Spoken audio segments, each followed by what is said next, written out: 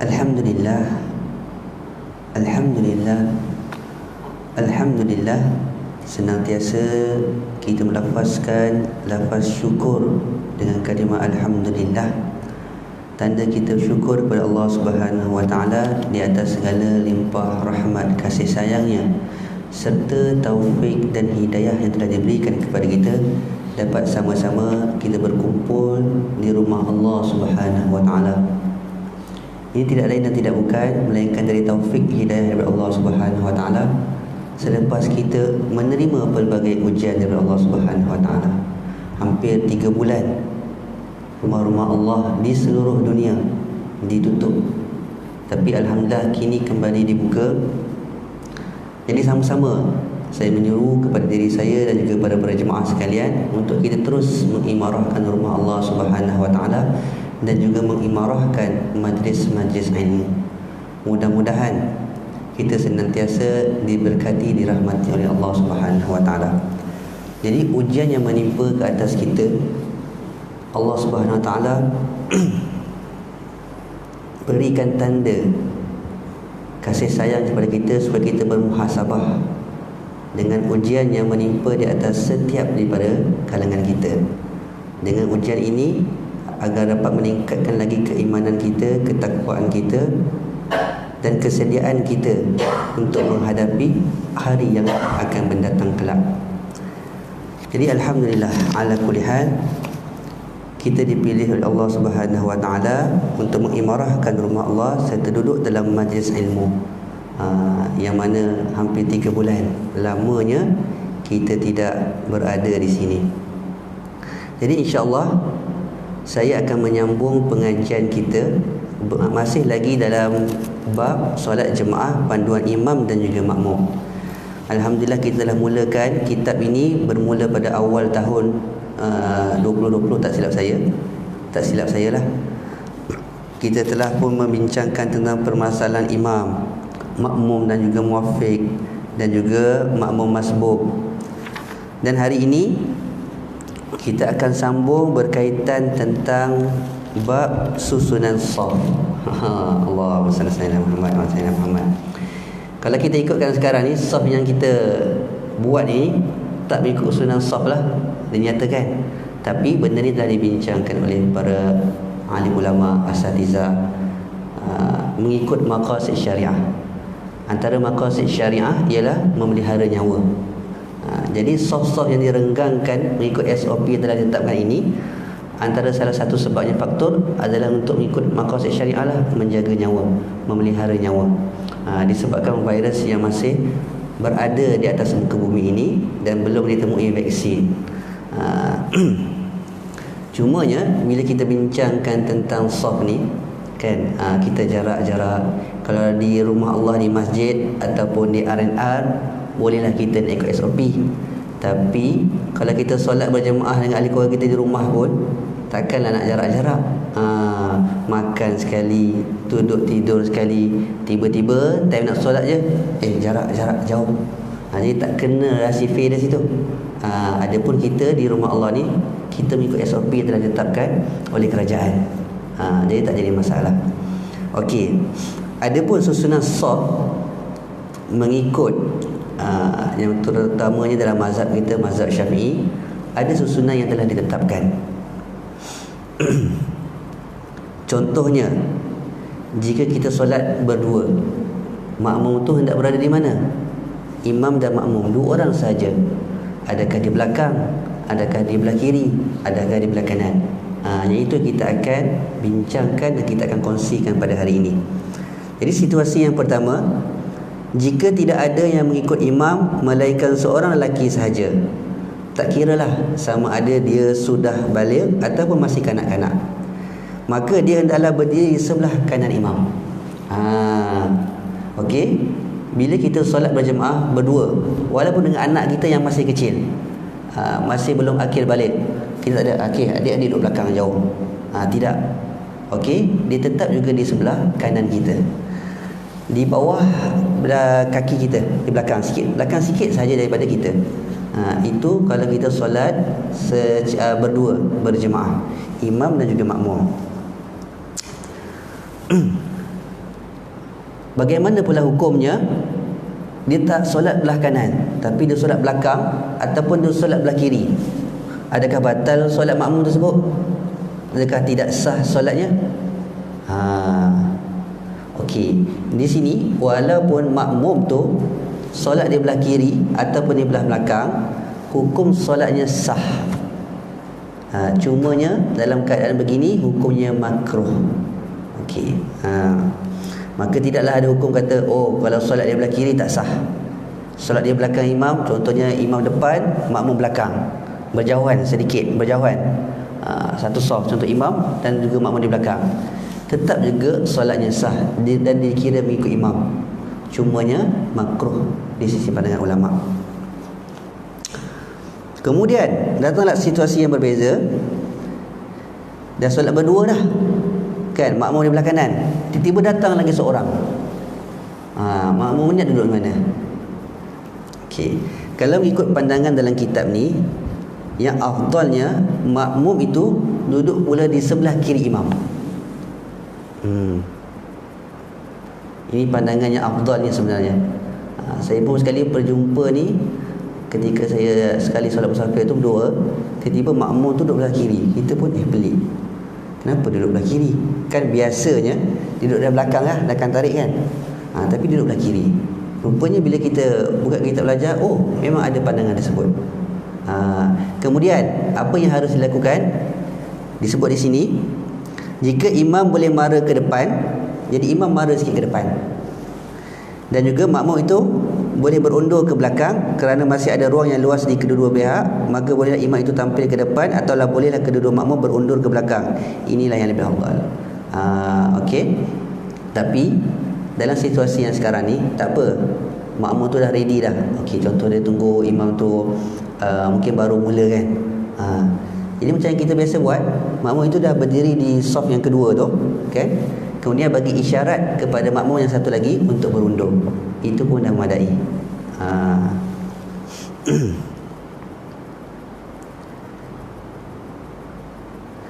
Okey. Kemudian kita pergi kepada situasi yang seterusnya. Jika yang datang mengikut imam itu dua orang lelaki atau seorang lelaki dan seorang kanak-kanak, maka hendaklah kedua-duanya berdiri di belakang imam dalam satu saf.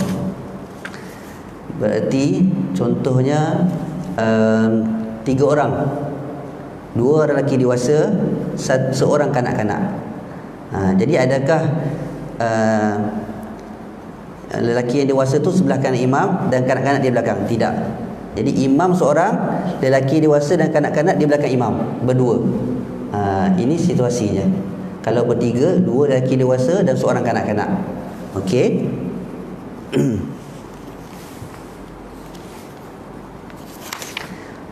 Situasi yang seterusnya, jika yang datang mengikut imam hanya wanita sahaja, mereka hendaklah berdiri di belakang imam dalam satu saf yang sama, sama ada seorang ataupun ramai. Contohnya,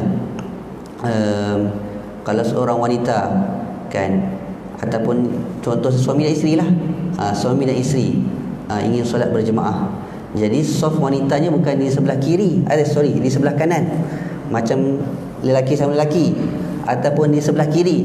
Yang ini yang kebiasaannya dahulu kita faham, lelaki di belah kanan, kalau perempuan ingin berjemaah dengan suami, perempuan di belah kiri. Tapi yang sebenarnya adalah di belakang lelaki tersebut.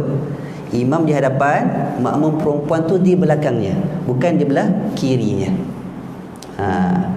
Ini yang sebenarnya. Okey. Okey.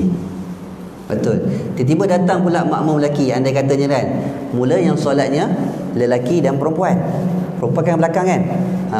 Tak apa, yang lelaki hanya pergi saja di sebelah kanan imam dan niat untuk jadi makmum.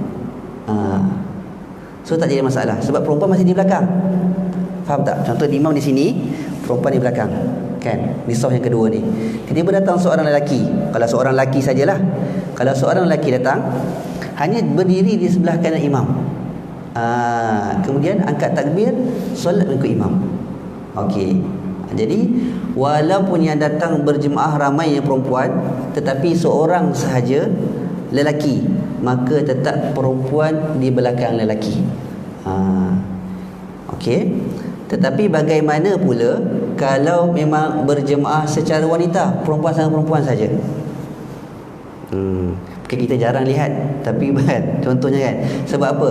Sebab saya sendiri tanya isteri saya, adik-adik perempuan saya, tanya mak saya, kalau di R&R perempuan solat berjemaah tak? Jarang sekali. Jarang ada perempuan solat berjemaah. Kalau kita di R&R, paling kurang kita akan tunggu kalau ada jemaah kita boleh ikut. Tapi kalau perempuan, dia akan solat sendiri, sedangkan mereka boleh berjemaah.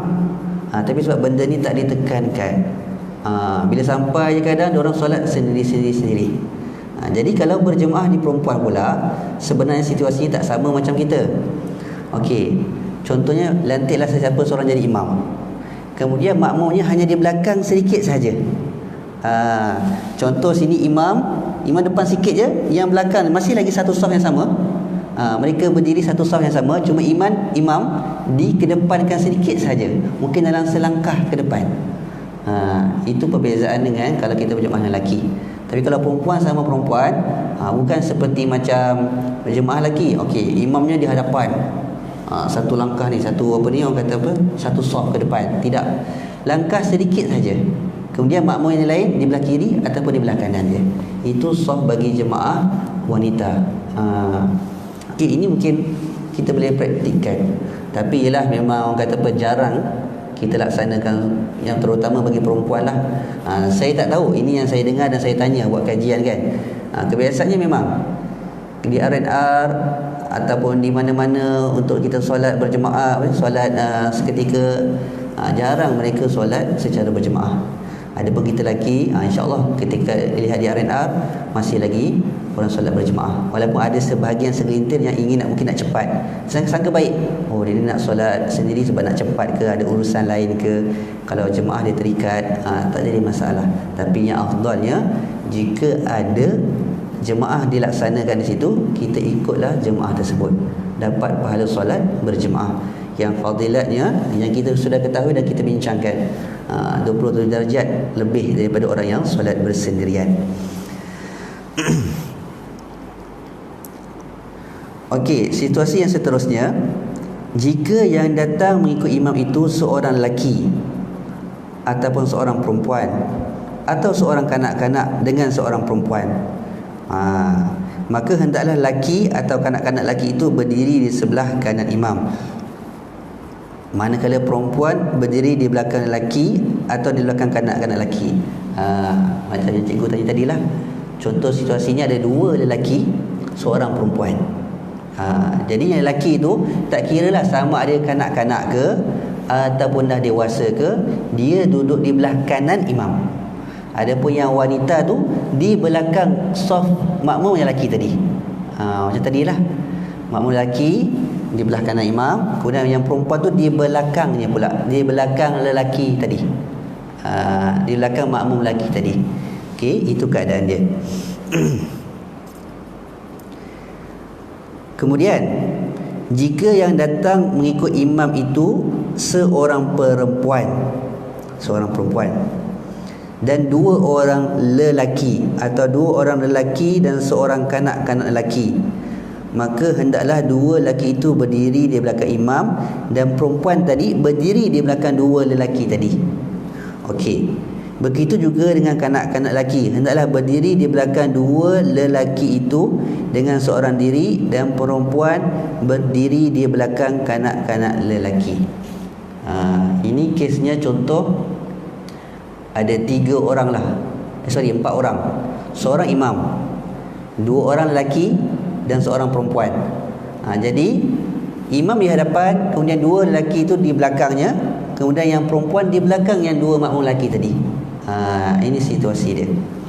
Okey. Kemudian yang seterusnya,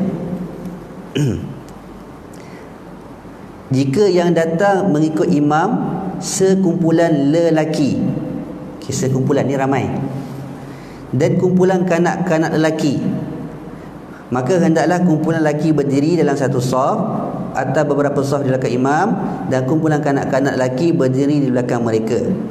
Okey, menurut satu kaul yang lain, seorang kanak-kanak lelaki hendaklah berdiri di antara dua lelaki supaya dia dapat belajar mengerjakan perbuatan-perbuatan solat. Okey. Jika kumpulan perempuan turut serta dalam jemaah itu, maka hendaklah mereka membuat saf di belakang kumpulan kanak-kanak lelaki. Ini agak rumit sedikitlah. Okey, contohnya ini yang benda yang kita bincang ni dia datang dalam satu masa yang sama. Contoh macam baru-baru ni kita adakan camp bersama dengan kanak-kanak, kan? Camp tarbiyah aulad, budak-budak. Campur pula ada yang dewasa, kan? Jadi macam mana nak aturkan susunan saf dia? Jadi mengikut panduannya. Okey, ni ada dua kaul lah.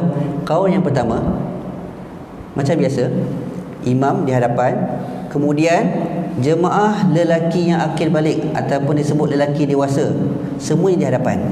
Adapun kumpulan kanak-kanak tu diasingkan di belakang saf jemaah lelaki dewasa. Dalam erti katanya lain, tak bercampur saf lelaki dewasa dan juga saf kanak-kanak. Khas yang di hadapan tu utamakan bagi jemaah-jemaah lelaki dewasa satu kumpulan, kemudian yang di belakang itu saf kanak-kanak satu kumpulan. Ini kalau diorang datang semua dalam masa yang sama. Okey. Kemudian andai kata kalau ada jemaah perempuan pula, jemaah perempuan nak mana? Adakah jemaah lelaki dewasa dulu, kemudian jemaah perempuan wanita dewasa, baru kanak-kanak? Tidak. Jemaah perempuan di belakang jemaah kanak-kanak tadi. Itu situasi dia. Okey. Kaul yang kedua yang kata disebutkan dalam kitab ni, boleh kita nak letak kanak-kanak bersama dengan saf lelaki. Contoh kita selang-selikan lelaki dewasa, kanak-kanak, lelaki dewasa. So mereka diapit oleh dua orang lelaki dewasa tadi. Tujuannya apa? Tujuannya supaya yang pertama ni diorang ni tak main. Kadang-kadang biasa diorang dengan geng-geng diorang ni, diorang liar sikit, biasalah, kadang cakap, kadang main. Jadi kita nak ajar dia supaya dia dapat belajar mengerjakan perbuatan-perbuatan solat. Itu dibolehkan. Jadi tak ada isu lah sebenarnya. Kamu kanak-kanak tak duduk sebelah lelaki dewasa belakang. Okey. Kalau sebab untuk ajar mereka, kan, dalam keadaan yang begini, boleh. Okey. Peraturan ini berlaku apabila semua kumpulan itu hadir serentak pada permulaan hendak mendirikan solat. Ini saya katakan tadi. Macam kita pada waktu camp tarbiyah aulad lah, budak-budak tu memang dah ada, bukan datang kemudian ataupun tengah solat. Jadi sebelum mendirikan solat tu, jadi diaturkan susunan safnya. Okey. Jika mereka hadir setelah saf-saf jemaah itu siap, diatur, maka mereka yang terdahulu di barisan hadapan itu tidak diundurkan ke belakang, kecuali perempuan hendaklah diundurkan ke belakang lelaki.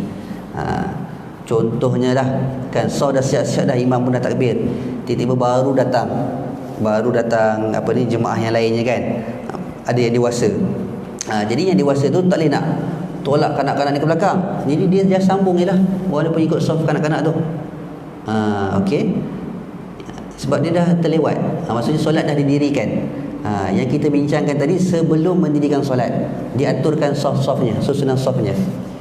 Macam yang kita pada tarbiyah aulad tu lah, kan, sebelum lama kita ambil makan masa. Okey, kanak-kanak kita diri di belakang lurus, ada fesi yang jagakan safnya, kan.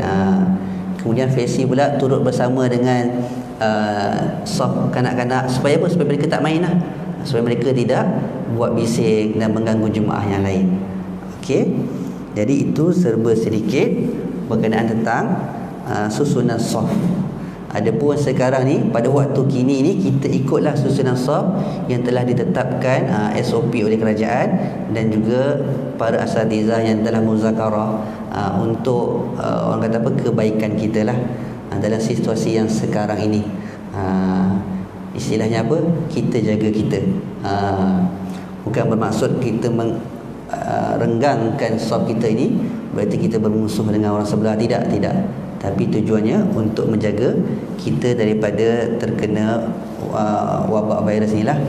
So kita pun janganlah berkecil hati.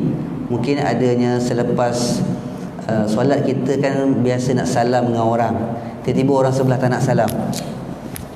Janganlah berkecil hati. Dalam keadaan sekarang ni pun begitu.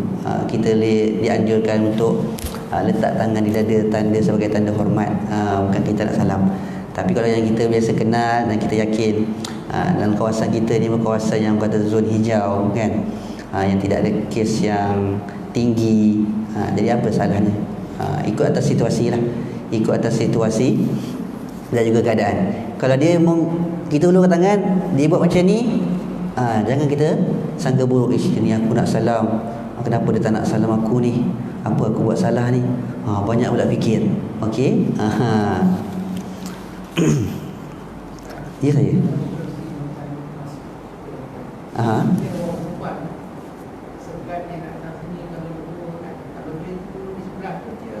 Boleh. Boleh. Betul. Macam contohnya perempuan kan, kita bukan di belakang tapi di tepi. Mungkin dia segan nak berimam kan. Contoh dia nampak ada lelaki sini kan. Ini ada yang tanya saya satu soalan lah. Contoh dia perempuan seorang di belakang tabir macam ni.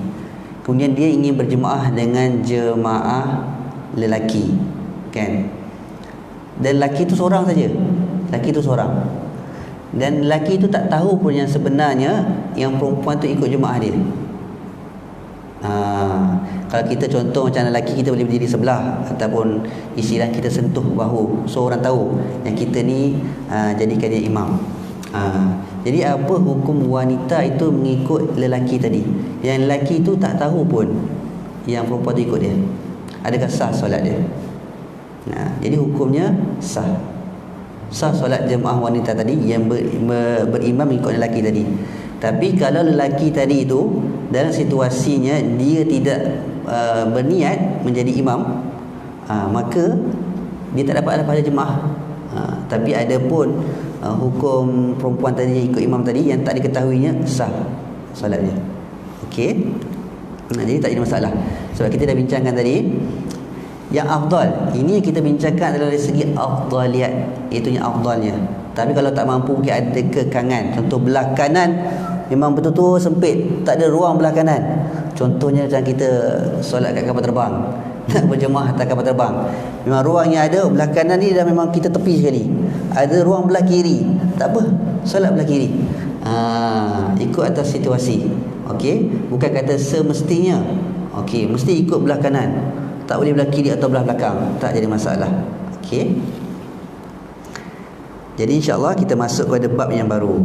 Yang bab yang ini juga perlu kita pelajari, terutama makmum.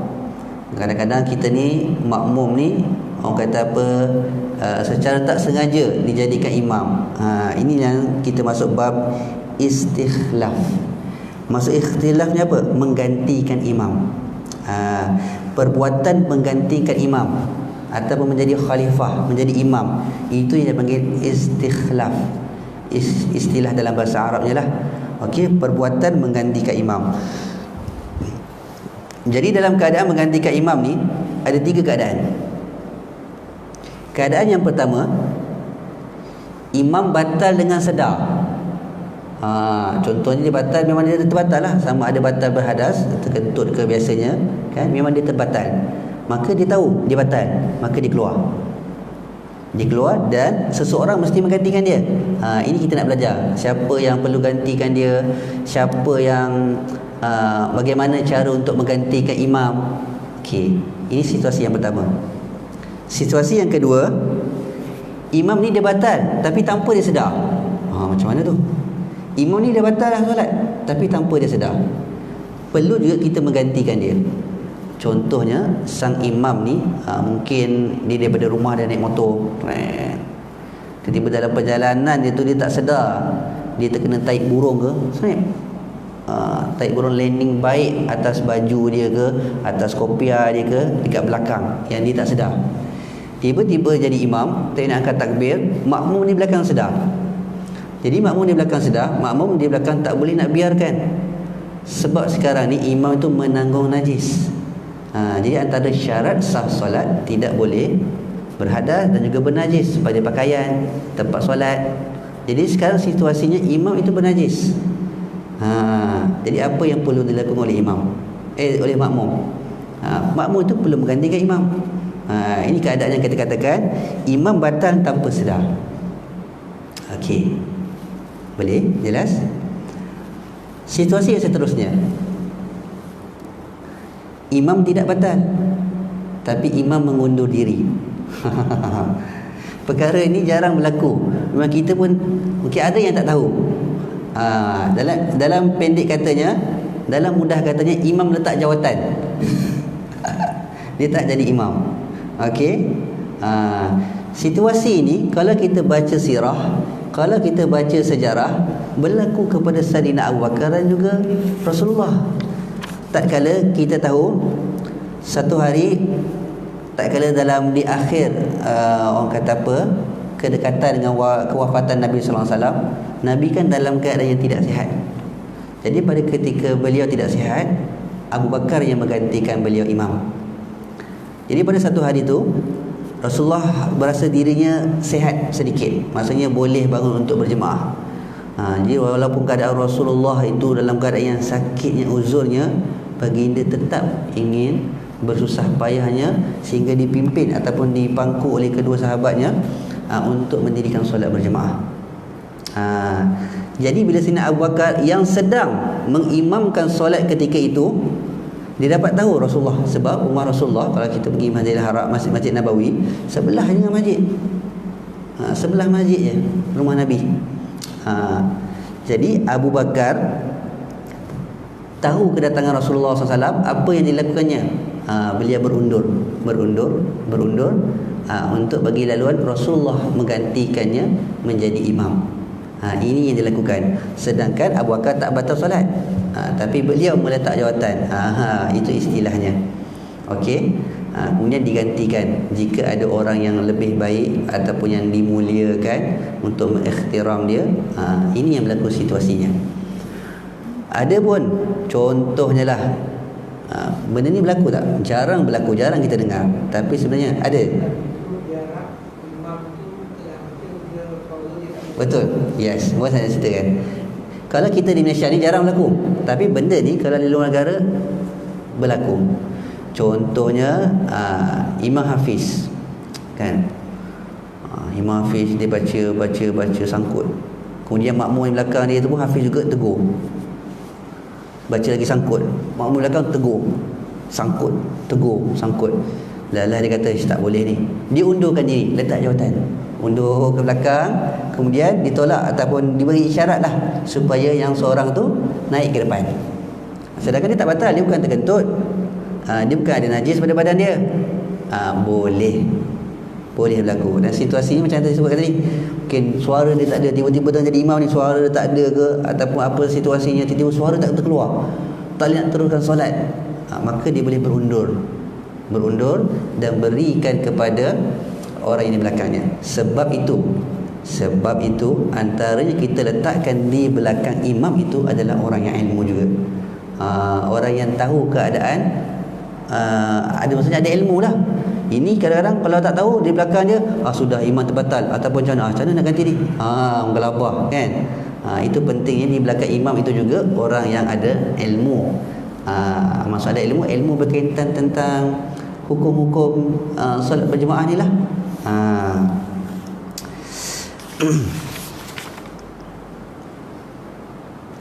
Okey. Jadi permasalahan istikhlaf ni kan, dia kita ceritakan dalam dua situasi lah. Situasi yang pertama, bagi istikhlaf pada solat Jumaat.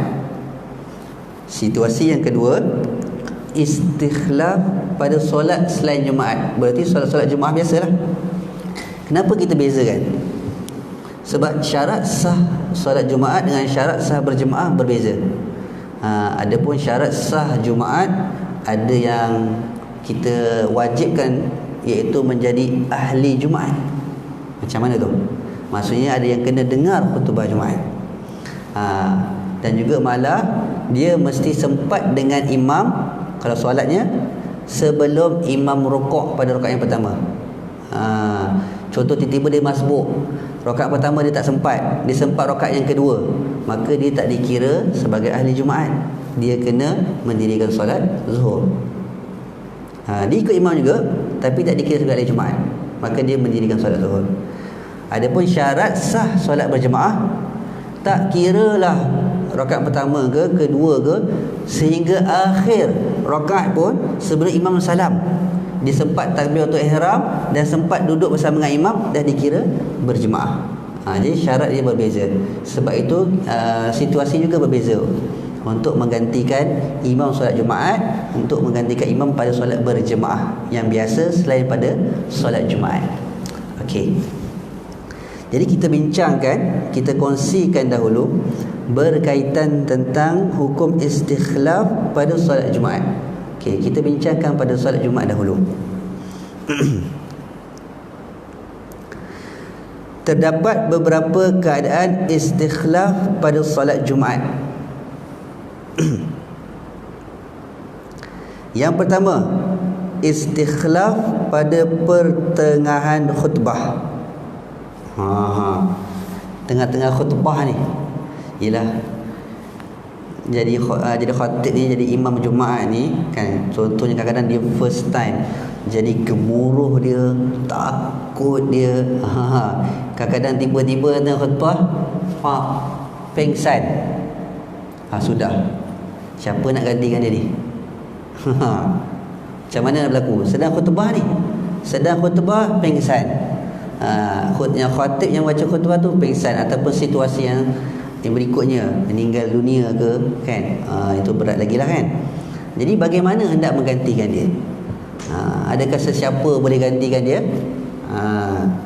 Jadi yang pertamanya disyaratkan penggantinya itu telah mendengar rukun-rukun khutbah yang lalu. Dalam pendek kata, dia berada ketika khatib itu sedang berkhutbah. Dia ada bersama ketika khatib sedang berkhutbah. Dia bukan masbuk, maksudnya dia bukan datang lewat. Tiba-tiba je dia baru datang. Kenapa khatib tak ada ni, turun ni? Tiba-tiba dia main naik je, dia gantikan khatib. Ini tak boleh. Okey. Dan kita kena tahu rukun-rukun khutbah itu. Jadi rukun khutbah ada berapa? Ada 5. Rukun khutbah ada 5. Jadi dia kena mendengar semua ni. Yang pertama, iaitu mengucapkan alhamdulillah, puji-pujian kepada Allah Subhanahu Wa Taala. Yang kedua, selawat ke atas Nabi. Yang ketiga, wasiat dengan bertakwa. Ittaqullah. Dia berwasiat dengan takwa. Jadi bila sebut wasiat dengan takwa ni, waktu saya baca dan saya belajar tu disebutkan tidak semestinya kita menyebut perkataan takwa tu. Tapi kalau dia ingat kita, ingatlah kamu kepada Allah. Contoh, dia tak gunakan lafaz kat takwa tu, tapi dia gunakan ingatlah kamu kepada Allah, takutlah kamu kepada Allah. Bahasa Melayu takut, maka itu pun dikira. Okey, tidak wajib dia menggunakan perkataan ittaqullah, bertakwalah kamu kepada Allah, ingatlah kamu kepada Allah, takutilah Allah, itu pun dikira wasiat kepada takwa. Jadi 3 rukun ini perlu ada pada khutbah yang pertama. Adapun 2 rukun yang lain, doa muslimin dan muslimat, baca 1 ayat daripada Al-Quran. Okey, yang ini disyaratkan mesti ada mana-mana khutbah, sama ada khutbah yang pertama ataupun kedua. Jadi ini 5 rukun. Jadi siapa yang menggantikannya? Orang yang mendengar khutbah daripada awal. Mungkin senang cerita, tak nak pening-pening kepala, Bilal sebelum imam datang pun dia ada kan. Bilal menggantikan imam. Okey, sebab tu Bilal pun mesti mengetahui ilmu dan juga untuk berkhutbah lah jika keadaan emergency ni berlaku. Mungkin imam 2, kadang-kadang imam 2, imam 3, kalau bukan waktu dia bertugas tak ada sekali. Betul? Jadi tiba-tiba situasi itu berlaku, siapa nak menggantikan dia? Semudah tolak-tolak kau. Jadi untuk dimudahkan, Bilal naik menggantikan khutbah. Dan adakah dia sambung saja khutbah itu ataupun dia mula balik? Kalau syarat dia dah mendengar rukun-rukun khutbah tadi, dia boleh untuk teruskan saja. Teruskan sambung khutbah tu. Mungkin ada teks kan? Dia sambung baca teks tu. Tapi andai kata Tak ada orang yang boleh menggantikan dia. Kan? Imam ni pengsan ke, ataupun imam ni macam tadi meninggal dunia ke tiba-tiba kan, dan tak ada orang menggantikan dia. Maksudnya tak berkeyakinan untuk naik. Sedangkan yang ada ni dengar sama-sama. Tiba-tiba dia kena import ustaz, telefon. Ustaz, macam ni tak ada imam. Boleh ustaz datang tak? Okey, imam tu lewat sikit datang. Kemudian imam tu naik atas mimbar. Boleh tak dia menggantikan? Boleh. Dengan syarat dia kena start balik.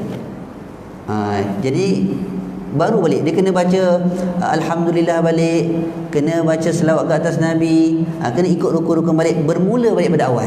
Dia tak boleh main sambung aja. Itu situasi dia. Okey. Ini saya.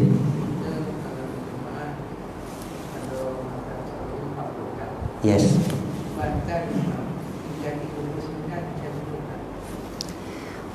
Awal dia tanya, saya baru nak tanya dia. Okey, betul. Kalau mazhab Syafi'i, kalau dalam mazhab Syafi'i yang orang kata apa, yang rajih, yang kuat, memang wajib 40 orang. Cumanya pada awalnya memang ada pandangan yang dibincangkanlah, kan dibenarkan untuk solat paling kurang 12 orang. Ada yang 3 orang, yang sebab pada situasi COVID-19 ni.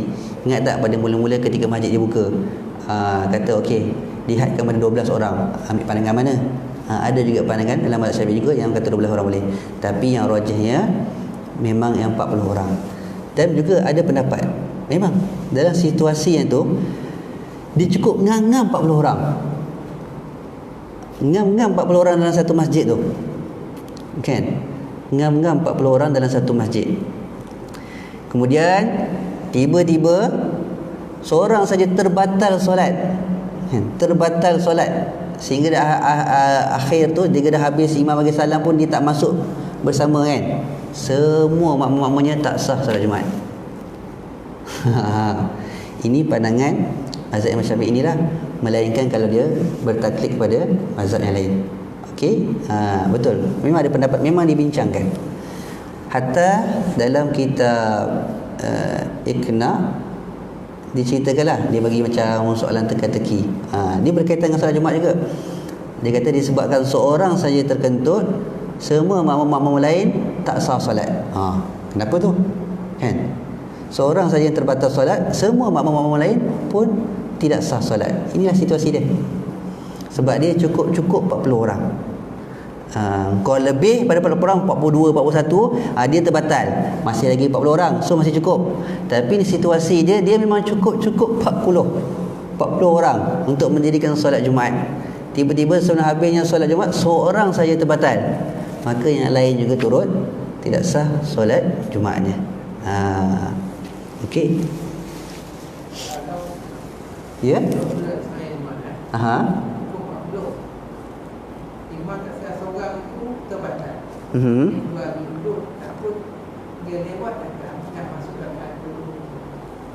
Okey. Kalau yang itu pun tak dikira hari Jumaat kan? Itu pun tak dikira hari Jumaat. Kalau ikut kamunya tak sah jugalah. So, melainkan kalaulah jemaah tu macam saya sebut tadilah, bertaklid ataupun ikut pandangan yang satu lagi. Ini mengikut kaul yang rajih kita kata ada beberapa pandangan. Benda ni dah dibincangkanlah. Adapun kita mazhab Imam Syafi'i mensyaratkan 40 orang. 40 orang yang cukup syarat, iaitu yang bermustautin, bukan yang musafir pun tak dikira. Okey. Okey, kita sama sikit je lagi habiskan dalam bab ni.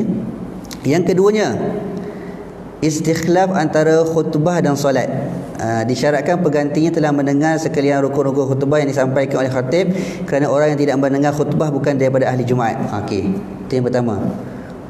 Dia dianggap sebagai ahli Jumaat setelah dia masuk mengerjakan solatnya itu. Jadi nak dikira ahli Jumaat ni ada dua keadaan. Yang pertama, dia dengar khutbah Jumaat daripada awal.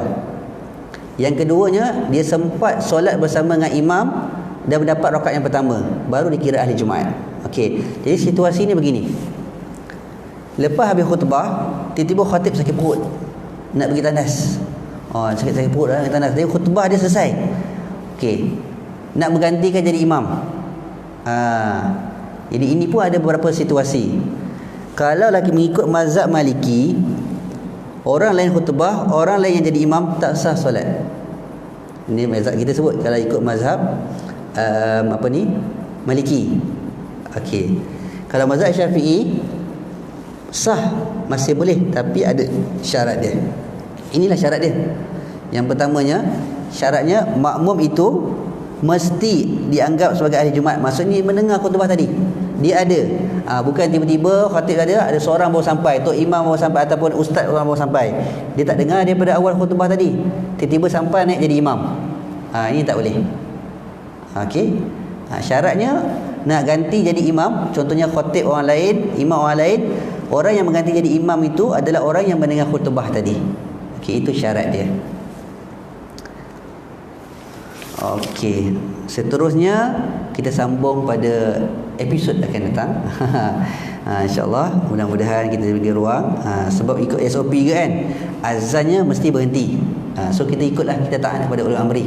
Tak boleh nak mempanjangkan. Sebab hukum yang seterusnya ini memang panjang juga lah kalau dibahaskan, iaitu ketika sedang solat Jumaat, tiba-tiba imam batal. Ini ada 3 situasi yang insyaAllah kita akan sambung pada pembelajaran kita akan datang, insyaAllah. Saya akhir perkongsian kita pada hari ini. Aqul qouli hadza, astaghfirullah li wa lakum. Assalamualaikum warahmatullahi wabarakatuh. Tutup majlis kita dengan tasbih kifarah dan surah Al-Asr. Subhanallah.